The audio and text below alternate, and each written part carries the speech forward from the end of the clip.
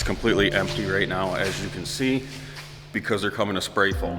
As you can see, we got a ceiling fan up there. I have my powered overhead garage door. I got 6 of these, I believe they're 200 watt high bay LED lights.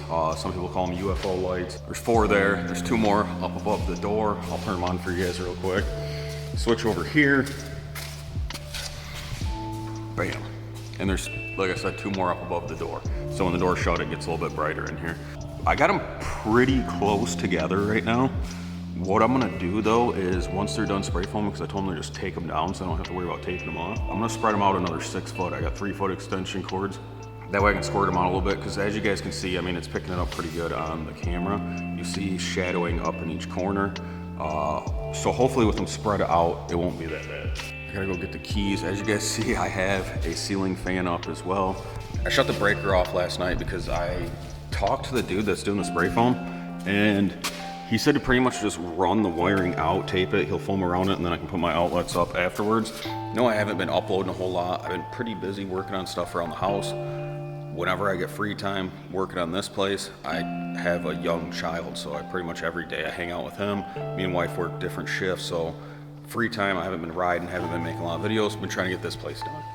So, topic of this video, insulation, getting it spray foam, doing something a little bit different than what most people do. So if I were to spray foam this thing, there's still gonna be the bump out where the top of these like wall studs shoot out. And these are about 2 1/4 inches thick, plus another 2 1/4 inch, plus another 2 1/4 inch. So I would have to do something that would be either a bump out and then wall, or I gotta make it flush. So I ended up getting a bunch of commercial grade insulation that I'm gonna drop on the sidewalls. So all I'm getting spray foamed is this front wall, the ceiling, roof lid, whatever you wanna call it, and the back wall. I'm gonna do the sidewalls myself with actual insulation. So that's why there's no wiring besides there all the way out. And you see I got where it squirts out for all my outlets. Another thing I installed, I got the fan, like I mentioned. We got, it's not gonna focus.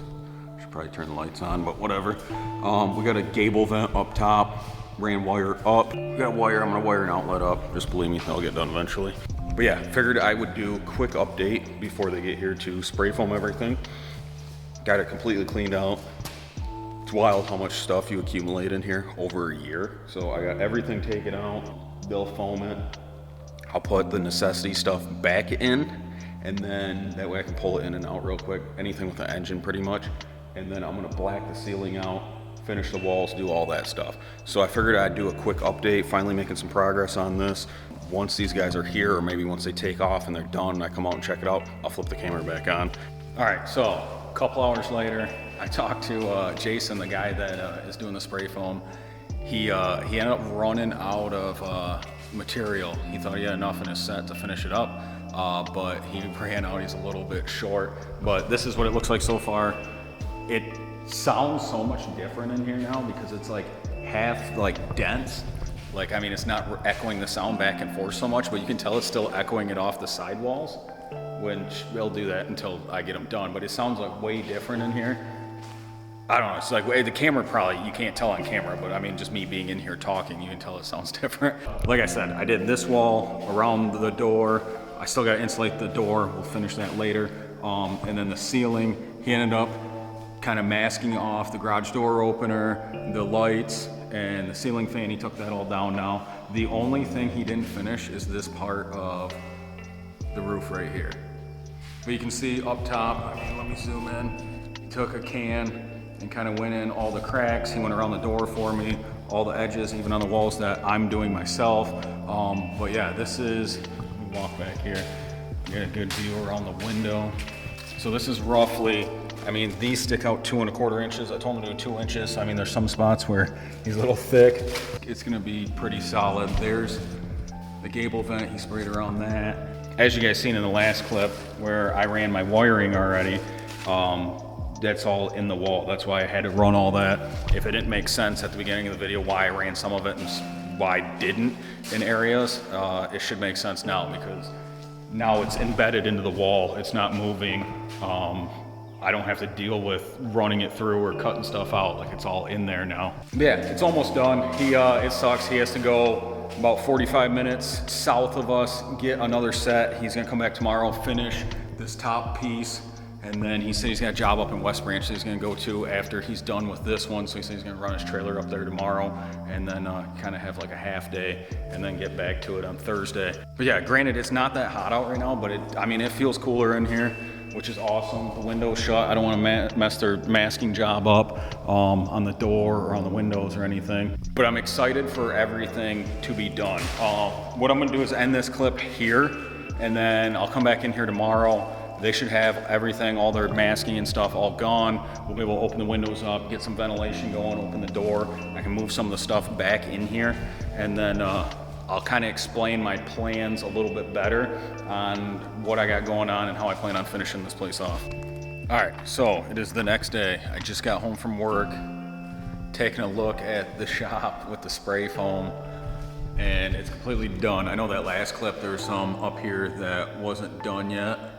He came back today, finished that all off, and he kind of told me, which I don't really want to point it out, but I guess I will. This is a little bit more textured, less smooth than this stuff. And that's what he was saying. He's like, it started getting low. He's like, I try not to use the bottom of the barrel because that happens. That way he wants it to look smooth all the way around. I think he did a great job though. I've never really experienced anything like this. I didn't realize how hard this stuff got. Like it's pretty hard. And then I don't know how long you're supposed to let it cure or whatever, but it sounds so much different in here, just having the ceiling and the front and the back wall insulated. I know this video kind of jumped around a lot, and you guys are probably confused to what I'm doing on the side, so I kind of mentioned it, I think, before, but I'll go over it again. So these bump out up at the top. Each one of these bump out. Obviously, I could have spray foamed it like I did everything else, run it flat all the way up, and then just stop my wall up where that started. I didn't love the idea of that, so I don't really want to do that. So I got the best deal on some insulation. I'm just gonna leave it at that. I got some commercial grade insulation, 5.5 inches thick, has a radiant barrier and stuff on it. So what I'm gonna do is, these are 2.25 inches thick. I'm not gonna go get a tape measure because I literally have nothing out here. I'll have to go back to the other garage to get it. But yeah, these are 2.25 inches thick. So up at the top, I should have a total of 6 3/4, right? Where that bumps out. I got 5.5 inch thick insulation. So my plan is I'm gonna get 2x6s, because if you know anything about big box stores and lumber, it doesn't actually measure 2x6. It's actually gonna be like 1.5 by 5.5. So 5.5, I'm gonna put on the inside of all of these, and then I'll run my insulation there, and then I'll run another 2x4, so it'll give me another 1.5 inches, and it'll put me just past the thickness where this bumps out. And then I'll put 2x4s running sideways as like girts, and I'll put my walls on that, my face of my wall. So the whole wall will be filled up. So then you're probably like, well, what are you doing on these other walls? What I'll do here is, technically I could just run my face of my wall flush on these walls here, because they scraped it flush for me. But what I'm gonna actually do is I'm gonna run 2x4s like girts again, and then I'll put my wall up, because then I'll just make it easier for putting my outlets and everything up. That way I'm not trying to like cut into the foam to put an outlet in there, if that makes sense. So next step, what I'm gonna do, everything's out of here. I'm gonna pull the truck, the side-by-side, the Jeep, anything with an engine that I can move real quick. I'm gonna pull it back in here. The floor is relatively clean. I mean, there's some oil spots and some, like, I don't know what's the mastic, caulk, whatever you want to call this crap, from when the guys who put the building up got it on the floor. So I gotta clean that stuff up. But I'm gonna seal the floor before I start doing the walls. I already ordered the stuff. If you guys want to watch that process, stay tuned, subscribe. It'll probably be like one of the next videos, since all I've been doing is working on this place and I haven't really been riding or working on anything with an engine. I'm gonna seal the floor, and then we'll get lumber. We'll do frame in, I don't know if you'd call it framing in, studs, whatever. I'm gonna put my wall studs up that my insulation's gonna go to, and then we'll drop the insulation, and then I'll put my wall up. But before I do that, I'm gonna paint the ceiling.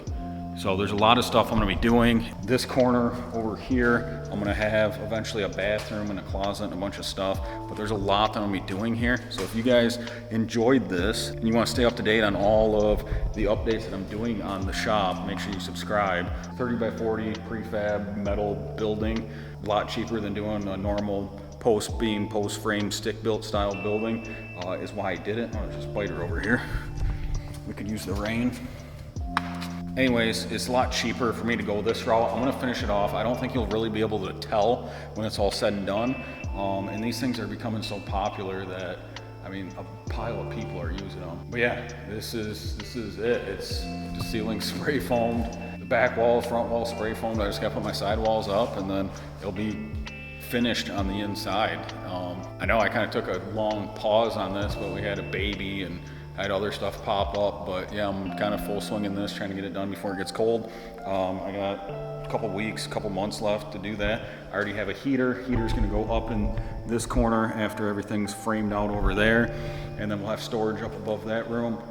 If you guys enjoyed this video, make sure you subscribe, stay tuned for future updates. I gotta pull everything back in here, go inside, hang out with the family. But yeah, until next time guys, I'm out.